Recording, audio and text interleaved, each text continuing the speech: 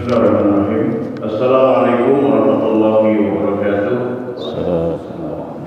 Alhamdulillah, alhamdulillah wa syukurillah. Asyhadu an la ilaha illallah wa asyhadu anna Muhammadar Rasulullah. Allahumma shalli ala Muhammadin wa ala alihi wa sahbihi ajma'in. Amma ba'd. Bapak Ibu sekalian, jamaah subuh yang dimuliakan Allah Subhanahu wa taala, alhamdulillah pada subuh hari ini kita kembali melanjutkan kajian ilmu kita, yaitu kajian tafsir Al-Quran Karim. Ya, insyaallah akan biasa dan sebagaimana biasa akan disampaikan oleh guru kita semua, Ustaz Kiai Haji Arsul Mahmud PSI. Dan insyaallah setelah beliau menyampaikan, nanti akan dilanjutkan dengan sesi tanya jawab berkaitan dengan materi yang akan disampaikan, mungkin juga dalam masalah-masalah yang lainnya. Dan pada subuh hari ini kembali akan dilanjutkan masih dalam surat Al-Fatihah. Al-Fatihah. Oleh karena itu, waktu dan tempat kami persilakan kepada kasih. Bismillahirrahmanirrahim. Assalamualaikum warahmatullahi wabarakatuh. Alhamdulillahilladzi anzala as-sakinata fi qulubil mu'minin. Asyhadu an la ilaha illallah wahdahu la syarika lah. Iyyahu na'budu wa iyyahu nasta'in. Subhanaka la ilma lana illa ma 'allamtana. Ya Rabbana lakal hamdu kama yanbaghi li jalali wajhika wa 'azimi sultanik. Radina billahi rabbil alamin wa bi Muhammadin sallallahu alaihi wasallam nabiy wa rasul amma ba'd. Alhamdulillah Bapak Ibu sekalian, jemaah subuh rahimakumullah. Kita bersyukur pada Allah Subhanahu wa taala, subuh hari ini kita masih diperkenankan Allah Subhanahu wa taala untuk sama-sama beribadah, dan ini adalah salah satu waktu yang sulit bagi orang-orang yang munafik. Tetapi bagi orang-orang yang beriman, ini adalah waktu yang paling istimewa. Kata kaidah fikih, al-ajru biqadril masyaqqah. Pahala itu tergantung tingkat kesulitannya. Kenapa pahala salat subuh itu mahal? Karena kan tingkat kesulitannya juga berbeda dengan waktu salat yang lain. Hadirin jemaah subhanallah, alhamdulillah kita kembali melanjutkan materi kita pada surah Al-Fatihah ayat kelima, ya kalau tidak salah. Iyyaka na'budu wa iyyaka nasta'in. Ayat keempat Pak ya? Kelima ya. Sebelumnya kita telah menjelaskan bagaimana Bismillahirrahmanirrahim adalah salah satu ayat pada suratul Fatihah ini yang bermakna bagaimana setiap kita hendaklah selalu bersandar dan menyertakan Allah dalam setiap pekerjaan kita. Karena kita menyadari bahwa Allah lah yang akan terlibat sepenuhnya mengawasi dan memberikan kesehatan sampai pada tingkat bagaimana kita menghasilkan dari pekerjaan itu sebagai sebuah sumber rezeki kita. Maka semua adalah Allah Subhanahu wa taala.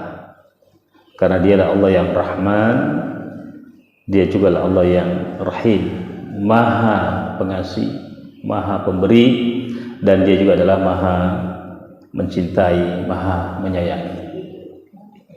Hanya saja bedanya, Allah itu Maha Adil ketika dia memberi maka dia akan memberikan semuanya kepada seluruh makhluknya, siapapun dia, mau muslim ataupun bukan muslim.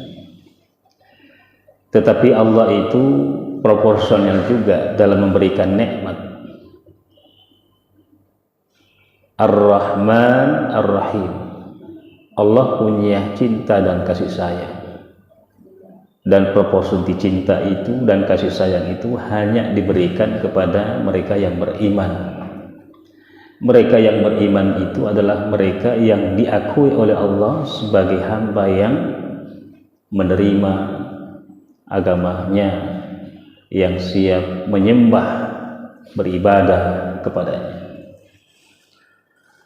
Kemudian alhamdulillahirabbil alamin, cerminan dari setiap nikmat yang dimiliki oleh siapapun bahwa semua adalah dari Allah, dan kita berkewajiban minimal menyadari bahwa semua apa yang kita pakai, apa yang kita gunakan dalam setiap kehidupan kita lillah, semua lillah. Karena itulah pada kata alhamdulillah itu bahwa segala puji atau pujian itu hanya milik Allah Subhanahu wa ta'ala. Karena ini sudah kita jelaskan sebelumnya. Kemudian Maliki Yaumiddin sebagai gambaran bahwa seluruh apa yang kita kerjakan di dunia ini akan semua menjadi catatan, ada print outnya. Karena itu ada namanya hari kebangkitan, di mana semua akan berakhir di sana dengan hisab Allah Subhanahu wa ta'ala. Nah, kita masuk pada ayat kelima. Jadi iyyaka na'budu wa iyyaka nasta'in. Ayat kelima dari suratul Fatihah ini sesungguhnya inilah intinya suratul Fatihah. Kalau inti dari seluruh kitab suci itu adalah Al-Quran, dan inti dari Al-Quran itu adalah suratul Fatihah, dan inti dari suratul Fatihah inilah ayat kelima. Iyyaka na'budu, hanya kepadamulah ya Allah kami menyembah, wa iyyaka nasta'in, dan hanya kepadamulah kami memohon pertolongan. Dalam hadis disebutkan ketika kita membaca salah satu ayat dari suratul Fatihah ini, ketika seorang hamba membacanya, maka Allah langsung merespon. Maka salah satu di antara ayat itu adalah iyyaka na'budu wa iyyaka nasta'in. Jadi kalau kita membaca kata Nabi iyyaka na'budu, Allah langsung menjawab hadza li,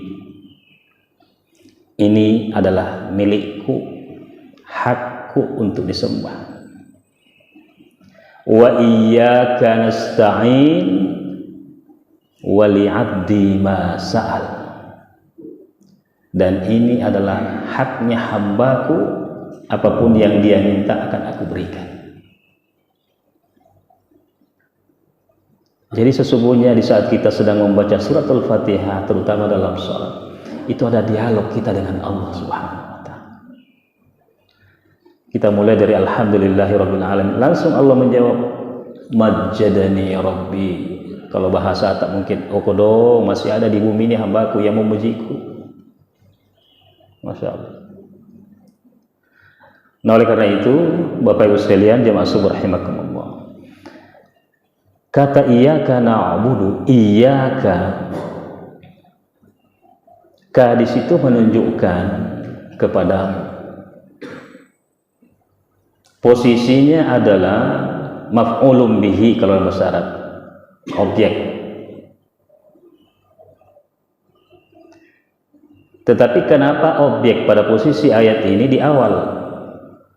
Di kata yang pertama iyyaka. Baru kata kerjanya setelah itu na'budu, kami menyembah. Biasanya kan kata kerja dulu baru pelakunya, baru objeknya gitu. Ini objek duluan. Allah ingin menunjukkan bahwa dialah satu-satunya yang patut diibadahi, yang patut disembah.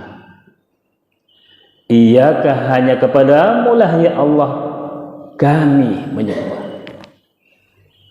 Jadi apapun bentuk ibadah yang kita lakukan itu, tidak ada yang lain kita peruntutkan kecuali hanya kepada Allah Subhanahu wa ta'ala. Tidak boleh di luar itu. Artinya bahwa ketika kita mengatakan iyaka, itu adalah sebuah deklarasi pengakuan sejati dari seorang yang mengaku hamba,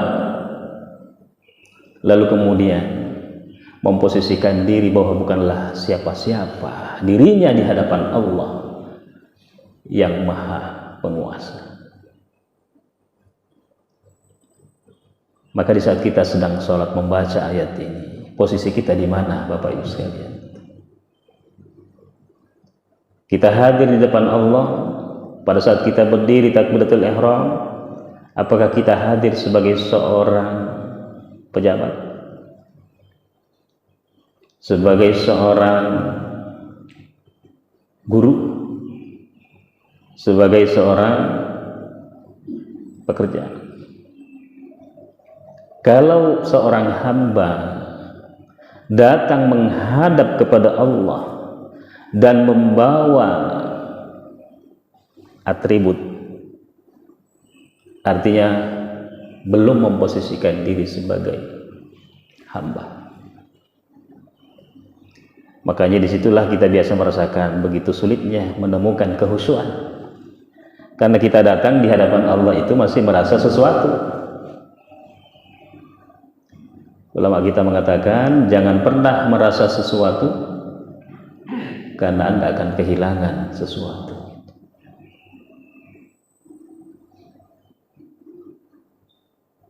Siapapun dia, mau dia nabi, semakin nabi semakin merasa dan memposisikan diri di hadapan Allah sebagai hamba yang tidak punya apa-apa dan bukanlah siapa-siapa.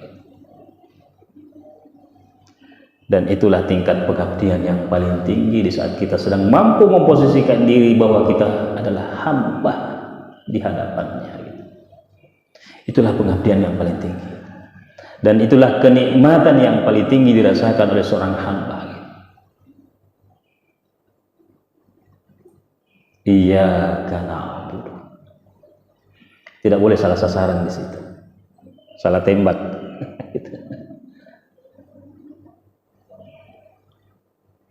5 kali sehari semalam itu dideklarasikan, diikrarkan dalam sholat, tetapi tidak lengser dengan pekerjaan atau apa yang dikerjakan atau aktivitasnya. Maka sejatinya ketika kita membaca ayat itu, iyyaka na'budu, hanya kepadamu lah kami ya Allah yang menyembah, maka pertanyaannya adalah apa benar? Apa betul sungguh-sungguh hanya kepada Allah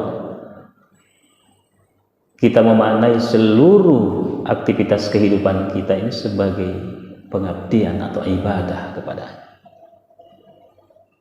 Karena ibadah itu bukan hanya ibadah sholat, ibadah puasa.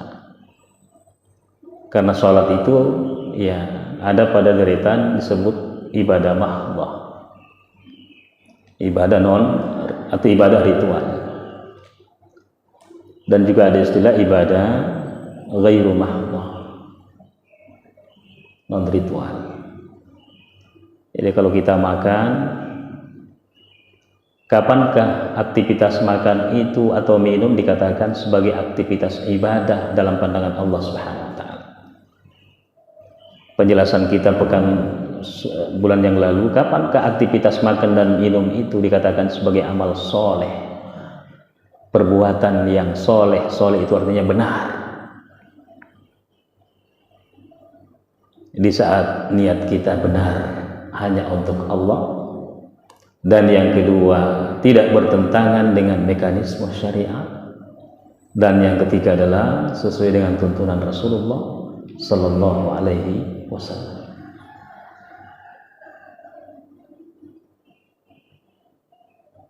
Jadi harus nyambung antara apa yang kita lakukan di luar sana, di rumah kita, dengan apa yang kita deklarasikan di saat kita sedang berhadapan dengan Allah melalui kalimat iyyaka na'budu. Hanya kepadamu lah ya Allah kami menyembah.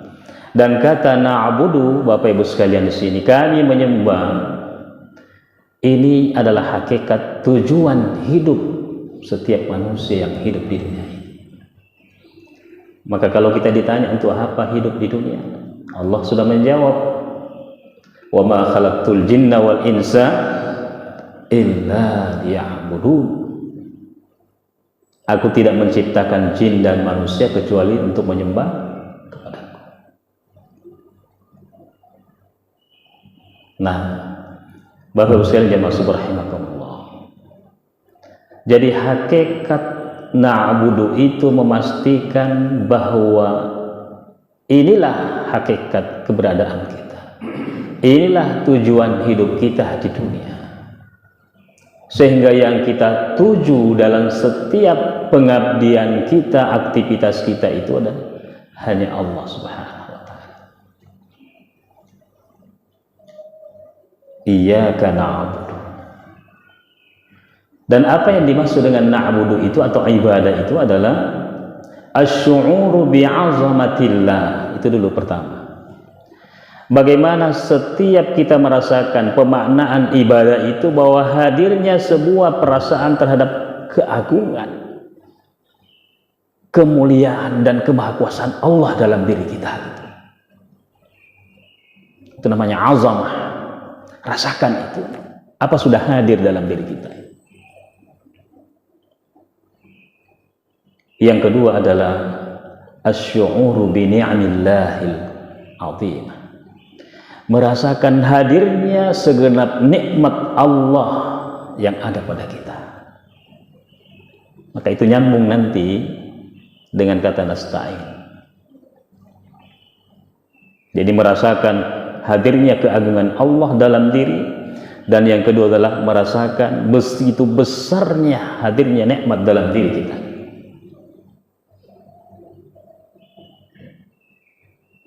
Nah, wa iyyaka nasta'in.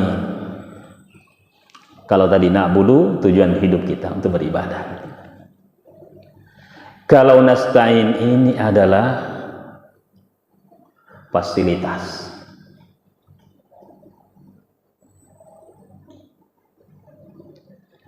Jadi dalam pengabdian kita kepada Allah, karena kita sadar bahwa Allah adalah yang kita tuju, sekaligus bahwa Allah lah maha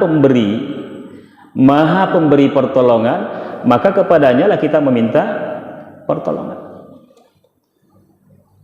Tidak boleh berpisah, satu diibadahi Allah, yang satu di saat minta tolong bukan lagi kepada Allah, kepada orang lain, makhluk. Jadi sahabat-sahabat dulu, Bapak Ibu sekalian, hal-hal yang remeh sebenarnya dalam keseharian mereka itu mampu menerapkan nilai-nilai pengabdian tadi itu, pemaknaan na'budu. Jadi kalau mereka kehabisan garam di rumahnya, itu tidak langsung minta ke tetangga gitu. Itu minta dulu kepada Allah gitu. Ya Allah, habis garamku. Mereka belajar memaknai kehidupan mereka, bahwa tujuan mereka adalah Allah. Apalagi pada persoalan urusan yang lebih besar. Jadi Bapak Ibu sekalian, kalau anak kita lagi sulit diatur, mengadu kemana? Istri sudah mulai sulit diatur, mohon maaf, mengadu kemana? Nasta'innya kemana? nasta'innya kepada yang kita na'budu tadi, itu yang kita sembah. Berikan haknya Allah dulu. Kalau kita lagi peluh-peluh, mengeluhnya ke siapa? Kepada yang na'budu. Berikan haknya Allah Subhanahu wa ta'ala. Lagi kurang-kurang pemasukan, gitu kan. Mengeluhnya kemana? Mengadunya kemana? Kepada yang na'budu tadi, Allah Subhanahu wa ta'ala. Sehingga Bapak Ibu sekalian, seluruh permintaan kita, seluruh keluhan kita yang kita harapkan dalam kehidupan ini, setelah kita mohon kepada Allah nasta'in, maka Allah jawab, Allah mengabulkan, Allah terima doa kita. Sebelumnya kita belum menikah, karena kita punya harapan akan menikah, lalu kemudian berdoa, akhirnya harapan itu diwujudkan oleh Allah. Sebelumnya kita belum punya anak, dan kita berharap punya anak, dan kita berdoa kepada Allah akhirnya punya anak, dan harapannya adalah anak yang baik, anak yang soleh, dan Allah mengabulkan itu.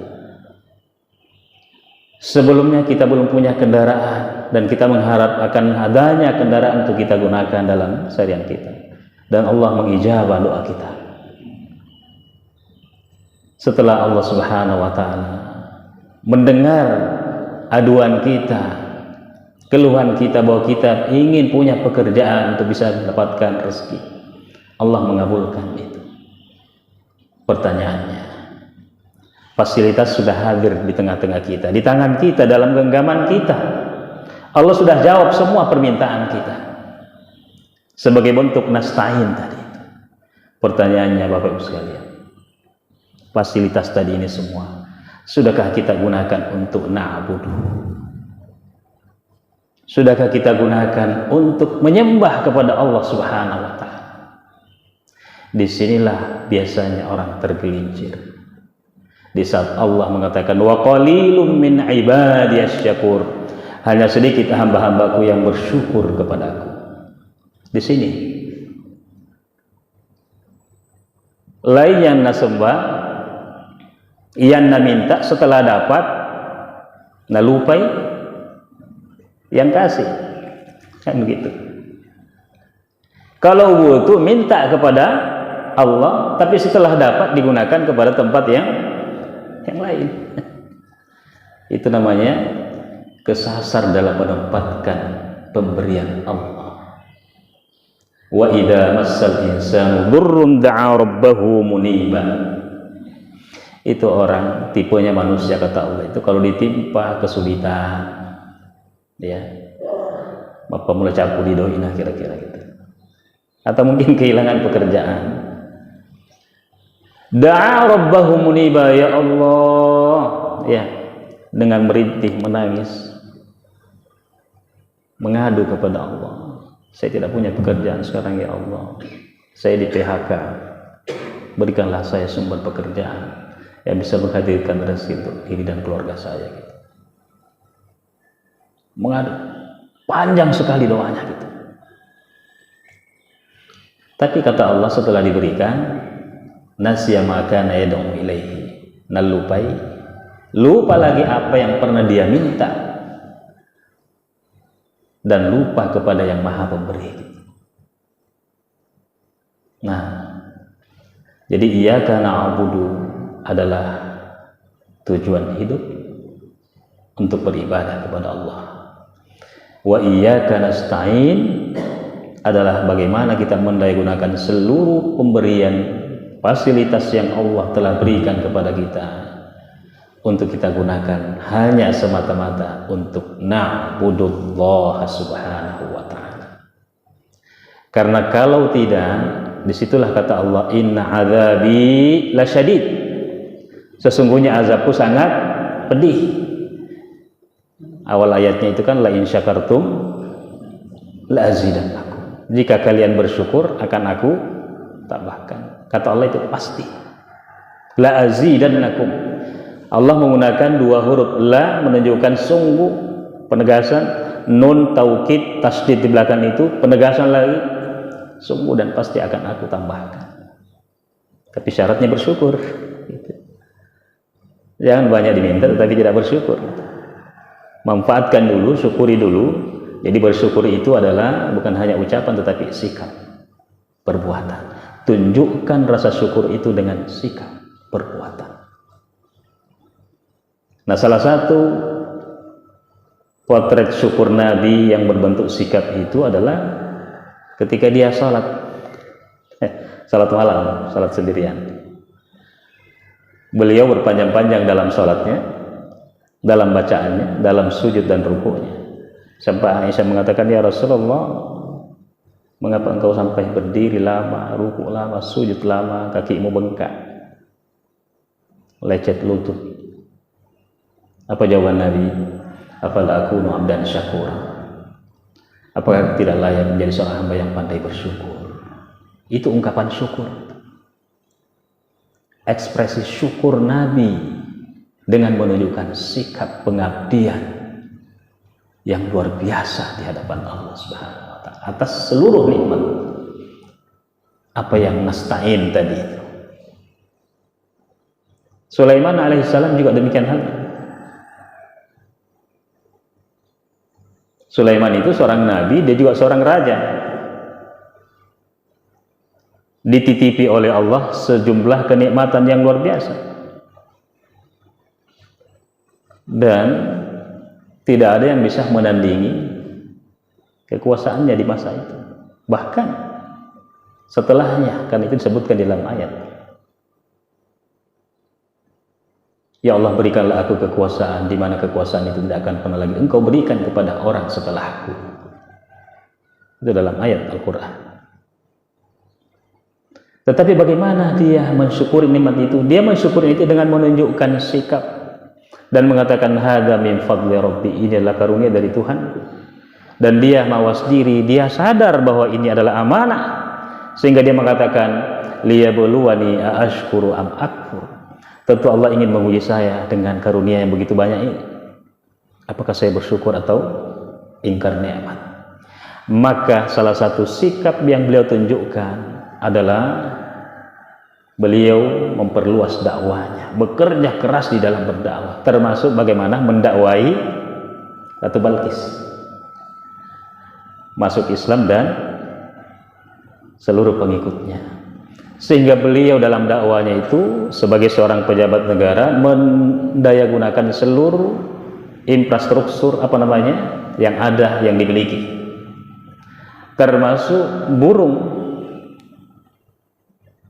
Jadi jangankan orang yang dimanfaat, burung yang ada dalam genggamannya, yang ada dalam kekuasaannya diperintahkan, pergilah membawa surat ini ke negeri Sabah dan berikanlah surat ini kepadanya.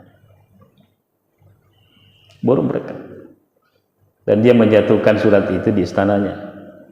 Lalu dibacalah innahu min Sulaiman bismillahirrahmanirrahim. Waqaf suratnya dari Sulaiman, bismillahirrahmanirrahim. Pesannya adalah masuklah kamu ke dalam Islam, dan seterusnya dan seterusnya. Dan betul, beliau masuk Islam dan pengikut-pengikutnya. Itu sikap rasa bersyukurnya Sulaiman dengan memaksimalkan potensi yang dia miliki untuk mengembangkan dakwah Allah Subhanahu wa taala. Hadirin jamaah subhanallahi. Jadi iyyaka na'budu wa iyyaka nasta'in. Kalau na'budu tadi adalah tujuan hidup kita, hakikat hidup manusia adalah menyembah kepada Allah. Dan yang kedua adalah nasta'in, bahwa fasilitas kita butuh, sarana kita butuh dalam menyembah kepada Allah, taat kepada Allah, dan menyebarluaskan agama Allah Subhanahu wa taala. Kemudian yang terakhir, ya dua lagi ya, ihdinas siratal mustaqim. Ya Allah, pimpinlah kami, tunjukilah kami siratal mustaqim, jalan yang lurus. Apa yang dimaksud dengan jalan yang lurus? Ulama kita menyebutkan bahwa jalan yang lurus itu adalah al-Islam.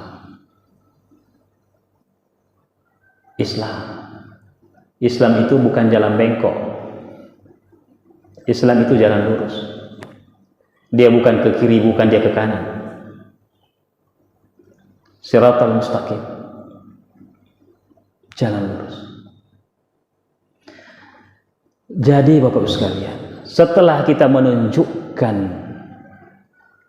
tujuan kita, memastikan bahwa tujuan hidup kita adalah menyembah kepada Allah dan memohon pertolongan kepadanya, karena kita butuh bantuannya, kita butuh fasilitas untuk menyembah kepadanya, maka Allah berikan untuk itu permintaan yang paling terhebat yang harus kita lakukan seorang hamba kepada na'budu tadi itu adalah permintaan ihdinas siratal mustaqim. Ya Allah, tunjukilah kami jalan yang lurus. Di sini bukan berarti bahwa ya Allah kami sudah Islam, bukan begitu saja. Maksudnya adalah ya Allah, pahamkanlah kami Islam. Pimpinlah kami ya Allah untuk memahami agamamu ini. Kalau muslim saja mengaku Islam tidak belajar, bagaimana terpimpin? Gitu. Bagaimana bisa tahu mana halal, mana haram? Tidak ada keterpimpinan kalau tidak belajar Islam. Maka kata Nabi sallallahu alaihi wasallam, "Man salaka tariqan yaltamisu fihi 'ilman, sahalallahu lahu tariqan ilal jannah." Siapa yang ingin menempuh sebuah jalan, maka hendaklah mengilmui jalan itu, mempelajari bagaimana jalan itu. Sahalallahu lahu tariqan ilal jannah, maka Allah dengan ilmu itu memudahkan dia menempuh jalan menuju surga itu. Makanya ilmu itu wajib dituntut. Makanya Allah mengistimewakan orang yang selalu belajar, termasuk malam ini, subuh ini. Yarfa'illahu alladhina amanu minkum. Allah meninggikan derajatnya orang beriman. Walladzina utul ilma darajat, dan mereka yang menuntut ilmu Allah tinggikan derajatnya. Sehingga Allah mengatakan dan bertanya di dalam Al-Qur'an, hal yastawil ladzina ya'lamuna wal ladzina la ya'lamun. Apakah sama derajatnya orang yang mengetahui dan orang yang tidak mengetahui, kata Allah. Dalam perumpamaan yang lain, hal yastawil a'ma wal basir, apakah sama orang yang buta dan orang yang melihat? Tidak sama, kata Allah. Begitu juga dalam beribadah kepada Allah. Salat sunnatnya, orang yang tidak paham, dia salat sunnat 100 rakaat, tidak lebih baik pahalanya, tidak lebih hebat pahalanya jika dibandingkan orang yang salat sunnat 2 rakaat dan dia memahami, dia mengilmui, ada dasarnya, maka jauh lebih hebat pahalanya orang yang salat 2 rakaat karena didasari dengan pemahaman. Jadi ihdinas siratal mustaqim, tunjukilah kami ya Allah jalan yang lurus.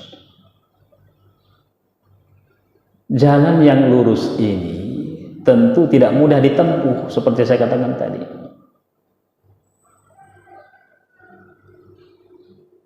Penuh onak dan duri, tidak mudah. Jalan menuju surga huffat bil makari, dihampari dengan kesulitan, namanya ujian.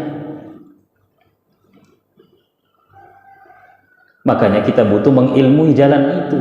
Di antara ilmu yang harus kita pahami itulah bagaimana bersabar. Maka kalau kita bersabar menempuh jalan ketaatan kepada Allah, maka kita sudah mendapatkan satu syaratnya. Karena sabar itu ada 3. Sabar dalam ketaatan kepada Allah itu tiket pertama. Tiket kedua adalah sabar dalam menerima musibah. Yang ketiga adalah sabar dalam mengendalikan, menahan hawa nafsu. Nah, ini yang berat, yang paling berat yang mana Pak Ibu? Berat semua, berat semua. Terutama yang hawa nafsu ini, karena selalu karpet merah. Kalau hawa nafsu itu karpet merah terus. Kalau sholat ibadah, nah itu duri-duri itu, berat, kerikil. Tapi kalau nafsu, oh hamparannya Masya Allah, karpet merah. Sehingga muncul pertanyaan Bapak sekalian, pada saat kapankah kita merasakan bahwa kita sedang mendapatkan serangan dari setan itu, dari iblis?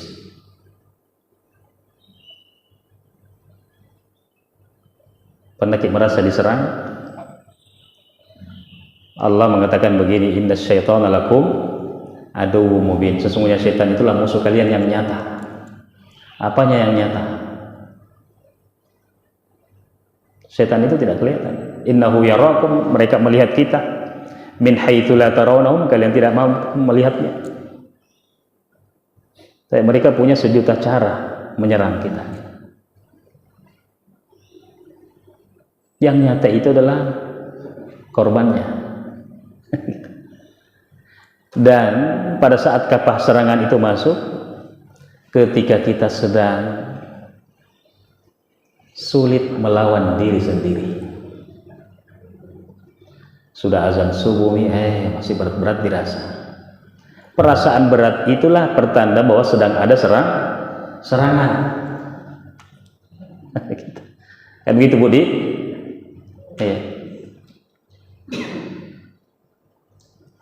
Pertanda bahwa sedang ada serangan. Jadi kapan ada dorongan-dorongan hawa nafsu yang menyuruh kita untuk melakukan penyimpangan-penyimpangan, itu pertanda bahwa sedang ada serangannya. Apakah serangannya itu kecil, serangannya sedang atau besar? Tergantung objeknya. Oleh karena itu Bapak-Ibu sekalian, doa inilah yang selalu kita minta dalam suratul Fatihah.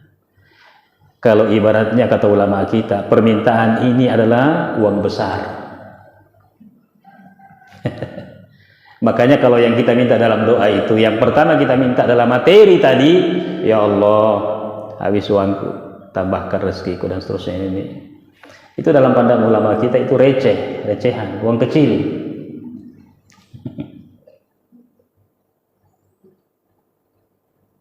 Tapi kalau kehilangan siratal mustaqim, pegangan hidup, petunjuk, itu artinya bahwa kita sudah tidak punya nilai dalam pandangan Allah. Maka ini yang selalu kita minta. Kenapa suratul Fatihah ini berulang-ulang disebutkan dalam sholat, dan di situ ada doa di dalamnya? Itu artinya bahwa kita butuh pegangan hidup, kita butuh petunjuk, kita butuh jalan yang lurus, karena begitu banyak ujian dalam kehidupan ini. Sekalian, kita lemah melawan diri sendiri.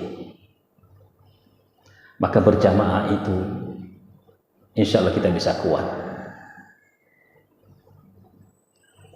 Seberiman-imannya orang kalau dia sendiri, sholat sendirian, susah. Ada masanya, ada saatnya di mana dia lemah. Pada saat lemah itulah kemudian serangan itu datang. Tapi kalau dia berjamaah, dia selalu bergaul dengan orang-orang yang punya pikiran-pikiran positif, maka itu akan selalu terbantu menguatkan dirinya. Nah, ihdinas siratal mustaqim, seperti jalan apa yang kita minta Bapak sekalian? Siratal ladzina an'amta 'alaihim, yaitu jalannya orang-orang yang telah menapaki jalan ini, jalan yang lurus, jalan Islam. Siapa mereka itu, kata Allah? Dalam ayat yang lain Allah mengatakan minan nabiyyin was-siddiqin was-syuhada'i was-shalihin. Mereka-mereka yang sudah menempuh jalan ini, para nabi,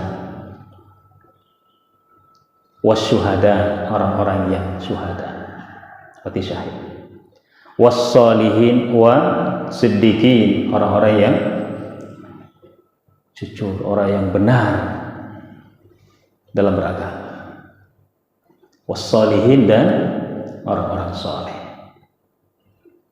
Jadi rombongan demi rombongan ini akan masuk surga secara berombongan. Rombongan pertama para nabi masuk. Rombongan kedua para syuhada masuk. Rombongan ketiga siddiqin masuk. Rombongan keempat sholihin. Di mana posisi kita? Di mana Ki? Mudah-mudahan ada di antara dari satu rombongan itu. Nabi-nabi juga pun minta kepada Allah dalam doa-doa mereka, wa alhiqni bis sholihin, ya Allah, ikut sertakan saya dalam rombongan mereka yang telah mendapatkan an'amta alaihim, rombongannya orang yang telah memberikan nikmat. Nikmat apa? Itu Islam. Jadi Islam itu adalah jalan nikmat. Kenapa? Kan menuntun kita sampai selamat menuju Allah dan masuk ke dalam surganya kita. Ghairil maghdubi alaihim, ya Allah, bukan jalan yang kami minta, jalannya orang-orang yang engkau maghdub, engkau murkai. Dari kata ghadibah, ghadibah itu artinya marah. Jadi kalau al-maghdub orang yang selalu dimarahi. Gitu. Jadi hidupnya di dunia ini 70 tahun dimarahi Allah terus. Kenapa? Karena menyimpang. Siapa mereka itu kata Allah? Al-Yahud, kata ulama kita, orang-orang Yahudi. Kenapa memang orang-orang Yahudi itu? Karena menyimpang dalam agamanya. Yuharrifuna al-kalima an mawadhi'ihi, mereka merubah ayat-ayat yang ada dalam kitabnya, menyimpang. Dan salah satu bentuk penyimpangannya itu Bapak Ibu sekalian adalah, dan itu diyakini sebagai akidah rukun iman, bahwa membunuh selain rasnya itu adalah berpahala. Jadi wajar saja apa yang dipertontonkan di Palestina itu, membunuh anak-anak, remaja, orang tua, itu tidak dianggap sebagai sebuah dosa, itu pahala. Jadi kalau membunuh satu masjid, bangga mereka itu. Pernah kan ada satu kejadian Pak, di bulan Ramadan, satu masjid itu dibunuh, tembak semua. Itu pahala. Nauzubillah min dzalik. Jadi bagaimana tidak dimurkai oleh Allah terus karena perbuatannya? Waladhdallin, ya Allah, dan juga bukan jalannya orang-orang yang tersesat. Siapa yang dianggap tersesat di situ? Kata ulama kita adalah An-Nasara. Tetapi ini beda Pak, dua kelompok ini. Al-Quran mengatakan perbedaannya di mana? Latajidanna ashaddan nasi adawatan lilladzina amanu al-yahud walladzina asyraku. Sesungguhnya kata Allah, engkau akan menemukan orang yang paling keras menentang kamu, menentang Islam, itu adalah al-yahud. Mereka punya watak kesombongan yang super. Mereka diberikan oleh Allah rata-rata kecerdasan yang rata-rata di atas. Penguasa ekonomi hari ini siapa gitu? Mereka. Tapi mereka punya watak keras. Itu Allah Subhanahu wa ta'ala. Sombong itu. Makanya sedikit yang masuk Islam. Karena sifat penolakannya itu lebih besar. Jika dibandingkan dengan saudara-saudara kita yang Nasrani, lebih banyak masuk Islam. Maka Al-Quran mengatakan, wala tajinanna aqrabahum mawaddah. Maka sungguh engkau akan menemukan orang yang lebih dekat sebenarnya dengan kalian, wahai umat Islam, adalah saudara Nasrani. Perbedaannya di mana? Perbedaannya ada pada kita meyakini bahwa Isa itu adalah nabi, mereka juga meyakini bahwa Isa itu adalah nabi tetapi sekaligus sebagai Tuhan. Perbedaannya di situ. Nah, itu dua-dua ini kita berlindung darinya. Jangan sampai kita memilih dua jalan itu, karena Allah menganggap bahwa jalan ini adalah jalan yang dimurkahi oleh Allah dan jalan yang dianggap sesat oleh Allah, bukan mustaqim. Saya kira demikian Bapak sekalian. Mudah-mudahan di saat kita sedang membaca ayat ini semakin menguatkan kita, mengokohkan tujuan hidup kita kepada Allah, dan yang kedua semakin menghadirkan kesadaran bahwa fasilitas dunia yang kita dapatkan itu ternyata hanyalah sarana. Karena dia adalah sarana, maka apakah sarana itu kita gunakan untuk na'buduh? Kemudian yang kedua, seindah-indah permintaan kepada Allah itu dan sehebat-hebat permintaan itu kepada Allah adalah permintaan meminta keterpimpinan ke jalan yang lurus supaya kita istiqomah dalam Islam ini. Assalamualaikum warahmatullahi wabarakatuh.